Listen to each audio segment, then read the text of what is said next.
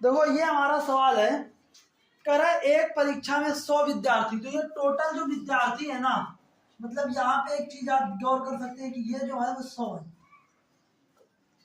ठीक है ना। ये यहाँ पे ये कह सकते हो कि नंबर ऑफ स्टूडेंट्स जो n का मान है वो 100 है, ठीक।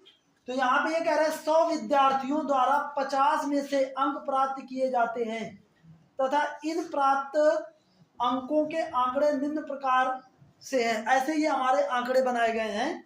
तो इसमें आपको क्या बताना है, इन प्राप्त आंकड़ों की माध्यिका आपको ज्ञात करनी है।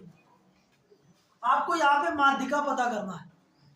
इसमें पता है क्या किया गया है, ये हमारा अवर्गीकृत ही है, बस उसको थोड़ा सा ढंग से लिख दिया गया, उसको एक डाटा बना के एक जगह पर कर दिया गया। इसमें अगर देखो 20 को हम 6 बार लिखते, 29 को 28 बार लिखते, 28 को 24 बार लिखते, 33 को 15 बार लिखते और फिर उसमें आपको माध्यिका निकालना होता तो बड़ी दिक्कत होती।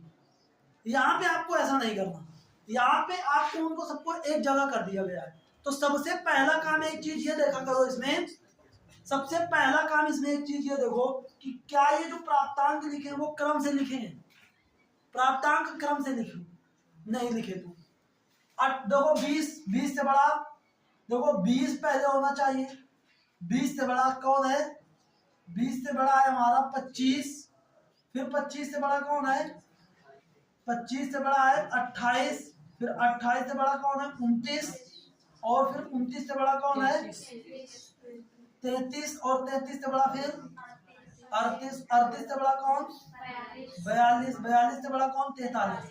अब जैसे इनके जो इनकी जो बारंबारताएं थी वो भी तो चेंज करोगे। तो देखो 20 की बारंबारता ये 6 ठीक है, 25 की बारंबारता यहाँ पे देखो क्या थी 25 की तो 43, तो यहाँ पे आप 43 करोगे इसका काम, ठीक है ना। इसका ये 28 था 29 का, इसको अभी रखे रहने दे, इनको चेंज करके कुल मिला के मैं अगर नए सिरे से बनाना चाहूँ तो ऐसे लिखो। देखो प्राप्तांक हमारा 20, 25, 28, 29, 33, 38 और ये 42 और ये 43, एक तरफ से ऐसे क्रम से लिखोगे। ये तुम्हारा प्राप्तांकों के लिए बन गई, ठीक है ना, ये प्राप्तांकों के लिए बन गई। और फिर इसके बाद देखो आगे विद्यार्थियों की संख्या, 20 अंक पाने वाले कितने विद्यार्थी,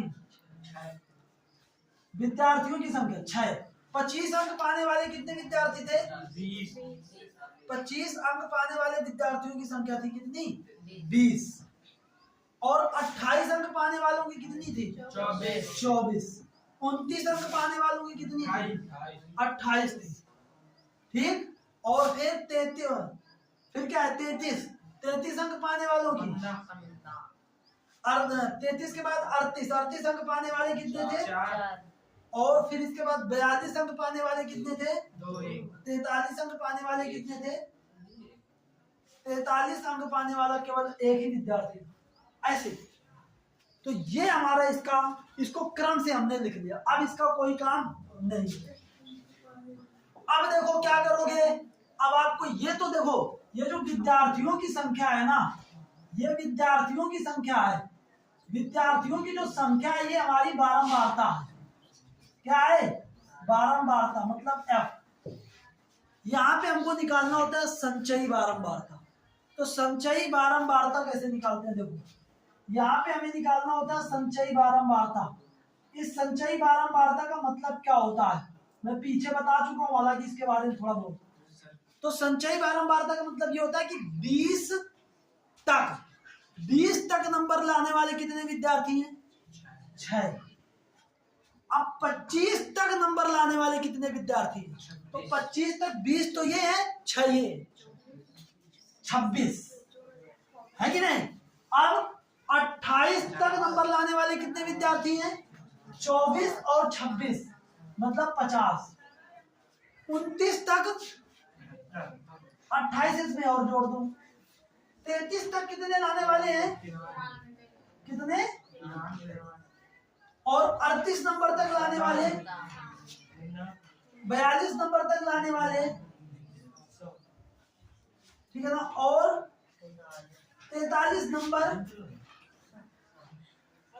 मतलब कुल मिला के ऐसे विद्यार्थी जिनके 43 से कम है, से कम 43 से कम तो सभी की है ना, 100 विद्यार्थी ऐसे हैं जिनके 43 या 43 से कम नंबर है, ठीक है ना। 42 से या 42 से कम जिसके नंबर है वो 99 विद्यार्थी, ठीक। कहने का मतलब ये तुम्हारा संचयी बारंबारता बन गई। अब यहीं से तुम अपना माध्यिका निकालोगे। कैसे निकालोगे? देखो यहाँ पे n का मान कितना है, n का मान 100 है कि नहीं, और ये क्या है, पदों की संख्या है। पदों की संख्या कैसी आई, सम है कि विषम, सम है ना। तो जब भी पदों की संख्या सम आती है तो n बराबर फार्मूला होता है n बटे दोवां पद, n बटे दोवां पद और फिर n बटे 2 प्लस 1वां पद, और बटे कितना है 2। तो यहाँ पे देखो 100 बटे 2 ये 50वां पद, 50वां पद, और फिर इसके बाद ये कितना 51वां पद, और बटे कितना 2। अब बताओ 50वां पद कहाँ आएगा? देखो 6 तक पद ये है, 6 तो केवल यही है, 26 तक पद ये, 26 तक पद ये, 50 तक पद ये, 50 तक इसके ऊपर पद थे, 50 तक इसके ऊपर पद थे, ठीक है ना। तो देखो 50वां पद कौन सा है, यहाँ है ना 50वां पद, तो 50वां पद ये 28, लेकिन 51वां पद कौन होगा? 50 के बाद 51वां पद तो ये आएगा ना, 51, 52, 53, 54, 55 से लेके 78 तक सारे पद ये वाले होंगे कि नहीं। तो 51वां पद कौन सा है? 29 है।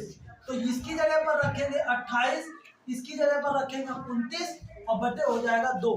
तो 9 8 17 और 2 2 4 1 5 और बटे ये 2, इसको काट दोगे 2 दूनी 4 और 28.5 इसका आंसर आ जाएगा। यही इसकी माध्यिका हो जाएगी। बताओ कोई दिक्कत होगी क्या? आपको ये बहुत कायदे से समझना है।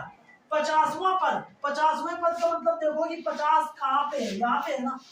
जैसे मान लो यहाँ पे 53 होता तो 50वां पद तो इसी में आता ना, आता कि ना आता। 26 के बाद जितने भी पद है, चाहे 27 हो, चाहे 28 हो, चाहे 29 हो, 30 हो, 31 हो, 32 हो, 33 हो, कोई भी पद हो, ये 28 ही होगा, ठीक। 50 के बाद कोई सा भी पद हो 78 तक, वो तुम्हारा 29 ही होगा।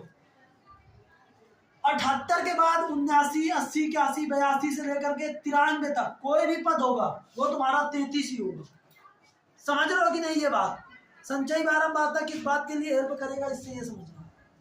तो इस तरीके से आप ऐसे अगर सारणी बना करके भी आपको माध्यिका निकालना होगा। तो अब हम कल की क्लास में देखेंगे असतत वाले, ठीक है ना।